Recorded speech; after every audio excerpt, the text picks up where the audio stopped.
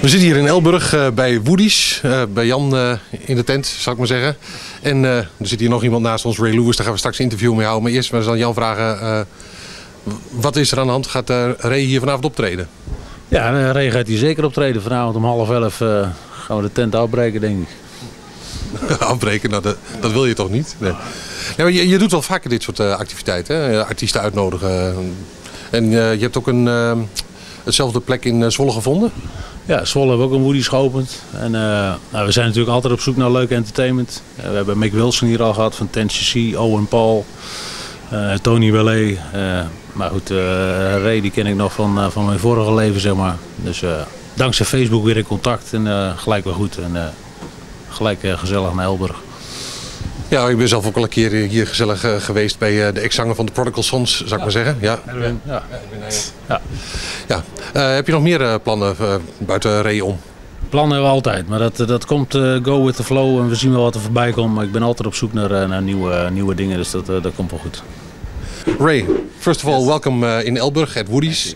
And it's really nice to be here, actually. It's great meeting you, a celebrity for me. Let's talk about Ray Lewis. What's the story behind Ray Lewis? Poor, hardworking. That's not the story you want, though, is it?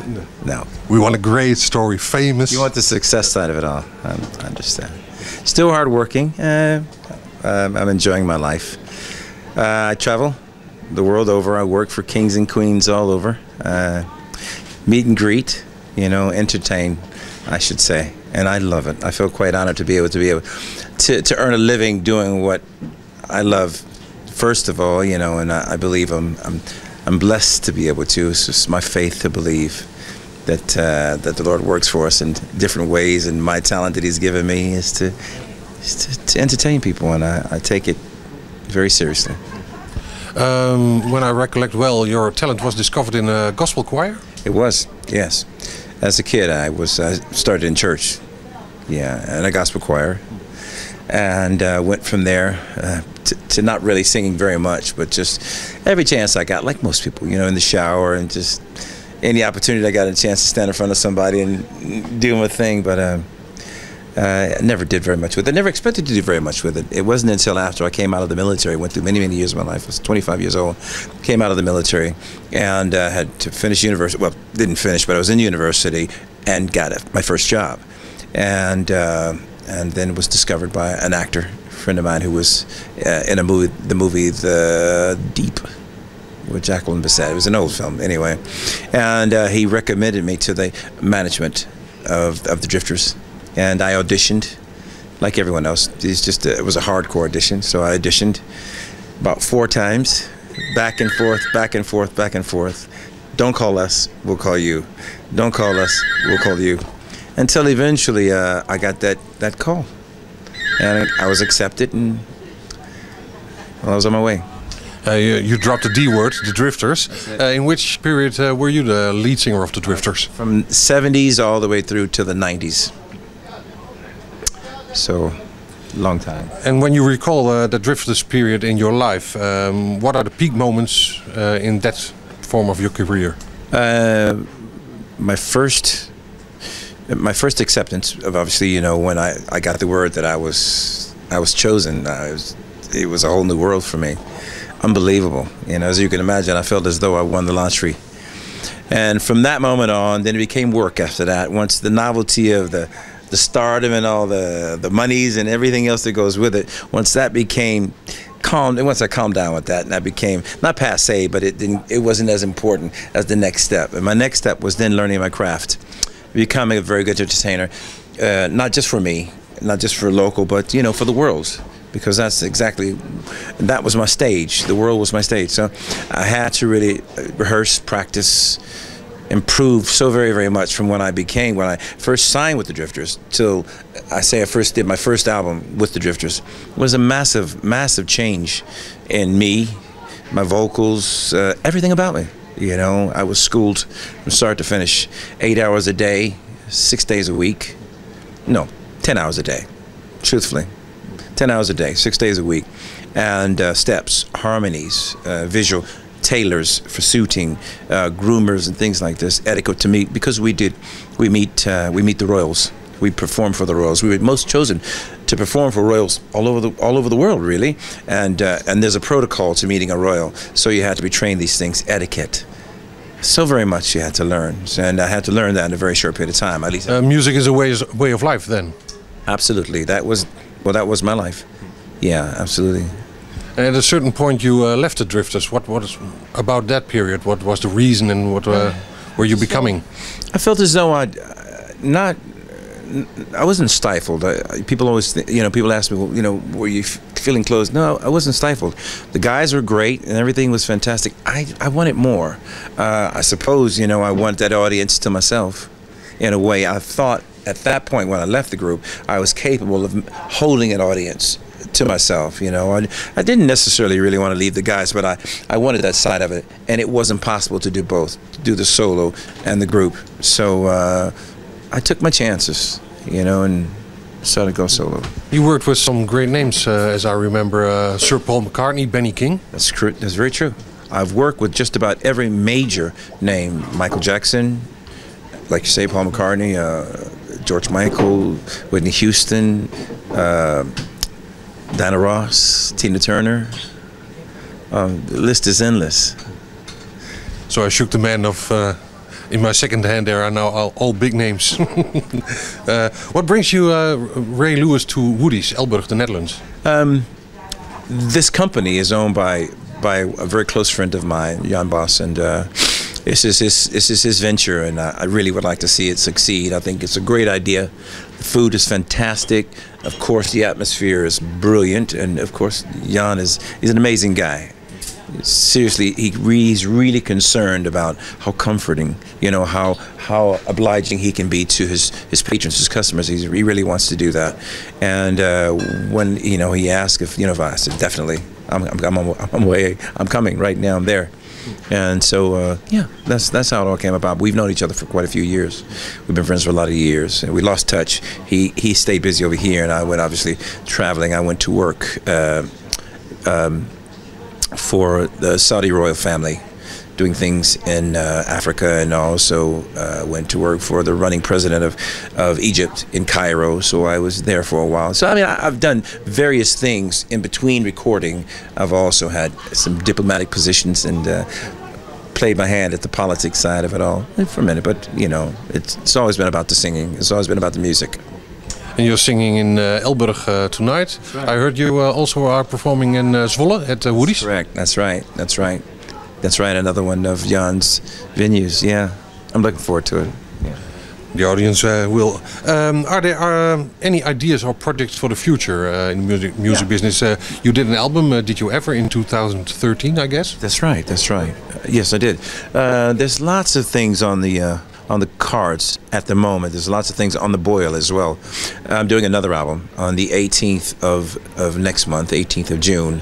I'm in Brighton in the United Kingdom. In UK, I'm in Brighton on the beach for an opening, a launch of a massive screen. They're going back to, this is a project like the old drive-in cinemas, but on the beach, really massive one. I couldn't tell you how many hundreds of feet it is. It's huge. And it's the launch of that. And I'm recording a live album on that day. So I have a massive band, 15-20 piece band, all the guys who are now the new Drifters. We're there and we're entertaining, and it's an evening with the Drifters, and I'm looking forward to that. But that's one thing. Also, the live album, I'm hosting a new television show. I don't know what of it I can say at the moment. That wouldn't be sort of letting the cat out the bag. But I can tell you, it's based around the family events of karaoke in pubs. There's a lot of people that just want 5 minutes of fame. They just want 5 minutes on that camera. They know they're not going to be superstars. What I'm saying? For the most part, they're not going to be superstars. But they would love an opportunity. It's the father, it's the mother, who really sings in the shower. And some of them are quite good, But they never get a chance because there's the X Factors and the Voices. And there's all these other things that are so big. And you got thousands of people auditioning to get on there and never make that one moment of television. So I'm offering them that opportunity in this new television show that will start in about November in the UK. Kings and Queens of Comedy. Music is emotion. Kings and queens of karaoke. I'm sorry. Okay. Music is a way of life. Music is emotion. Music is living. It is the medicine of life. It is the real medicine. So what does music still means to you after all those years? Exactly that. When even for me, you know, there are times when I can put an album on of my own. I record things, luckily, because I'm in charge. I'm the boss. If it fails, I'm broke, but it doesn't matter. I enjoy the music. So I record a lot of things that I particularly like to listen to. So a lot of times when I put music on, certainly if it's my music, I never even think of it as me. I'm just enjoying the music. I get dressed to music, and it could be up or down. I work out to music, up or down. It doesn't matter whether it's high or fast or whatever the music is. In business, I am always prepped by my music, you know, before I even think about what I'm going to do. I'll sit down and listen to a song, it clears my head. And so music is my life, not just because I'm an entertainer, but because I have a thorough love for music. Yeah. When you think of the artists of nowadays and music of nowadays, what is the relation you find with the music of 50, 60 years ago? And today's music. Well, when we began, I suppose, you know, we tried something that was very, very different. Many years, 30, 40s, most of the music was classical, you know, and for people to come in and put harmony behind something and keyboards and drums and things like that, that was a novel idea at its time. You know, instead of a string quartet, you know, and a session of horns and you know, yeah, exactly. That was the music of the time. So obviously, when we brought in our music, that made a massive change. So I'm assuming that I have to look at music of today in a similar fashion. You know, it's the rap, it's the bang bang bang bang bang. You know, it's the dance set, you know, where, you know, they're doing different things visually, because now we not only have audio, we have visual reference to music. And I think, you know, I have to accept it. And a lot of it is very creative. I'm not sure if it's my first choice, some of the music today, but I certainly can't take away from the creative side of some of these young people. And a lot of young people are doing this. And they need their time. So I try and, as best I can, appreciate what they're doing.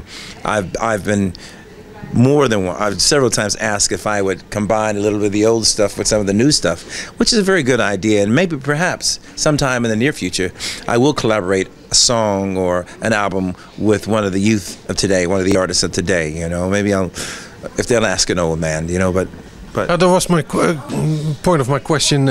Is there an artist or a song you think, well, that is was the future of the music in the 50s or 60s, and that's taking place now? A song or an artist? Well, yeah, it's a very good. This is Sam Cooke, classic example. Marvin Gaye was a bit later, but Marvin Gaye is also, you know, he has very classic songs, and you know, brought out today and was, you know, #1 around the world. So, but it comes back. You know, there's a lot of things that is very retro, and a lot of the kids don't know that. They think this is brand new. It's great. It's a great idea, but it isn't really a new idea. It's come back around. And many remakes. I remember the stories of young people who are singing "Every Breath You Take," yeah, and they think it's Puff Puff Daddy and it's the Police. Yeah, exactly. Are there any plans here in the Netherlands, or just Woodies? Well, at this moment, I'm only here for Jan, and then from this point, I suppose Jan and I will both, you know, we'll sort of think about, you know, what opportunities are here for me to explore, and have a bit of fun. I just really want to enjoy. When I come, I just really want to enjoy myself here. It's really just about meeting the people, and I like the up close and personal, because, you know, I think the world knows that every other day I'm in a concert with 5,000-10,000 people, and it is almost daily. So to be able to perform and entertain people that really want to be here in a small, intimate atmosphere like this, it means a lot to me. It really does mean a lot to me. And so I'm thankful to Jan that he gave me this chance to have some fun and meet people. So I intend to shake a lot of hands, get a lot of kisses, and, you know, just enjoy myself. Okay. I thank you for the interview, and I wish you... We know that Smokey Robinson has been writing since day one, and people, you know, the youth are using his song. The song with Mark Ronson today, Uptown Funk, is an old song. you know, brought out today.